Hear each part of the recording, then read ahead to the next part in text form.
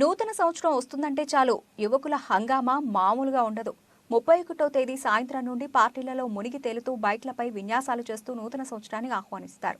అయితే అందుకు భిన్నంగా సామర్లకోట యువత 31వ తేదీ రాత్రి పలు సేవా కార్యక్రమాలు చేపట్టారు.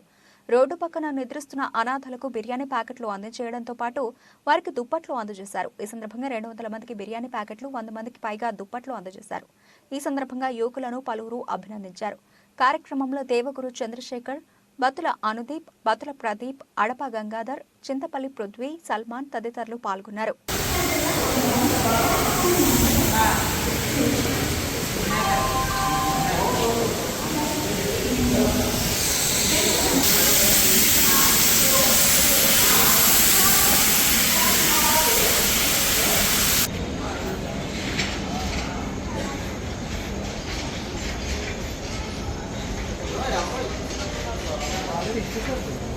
అది ఇచ్చారా లేదంటే వాళ్ళకి బై చేసుకున్నారా తెలియదు కదా అన్న.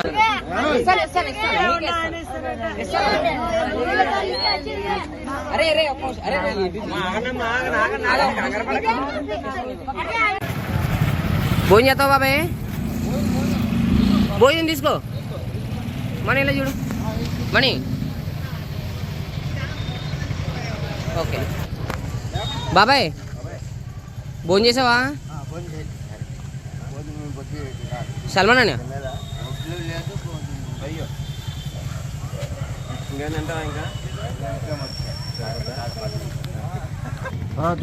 ఎవరు పట్టుకుని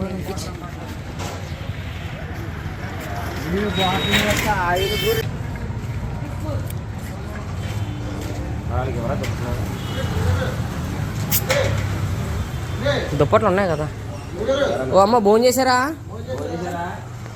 చేస్తారు. ఇగో తీసుకొని భోజనం తెచ్చారు మీకోసం. నేను సార్ వాళ్ళకి ఇచ్చేసి తమ్ముడు ఇచ్చేసేటి అన్నీకి. నా పేరు దేవగురు చంద్రశేఖర్.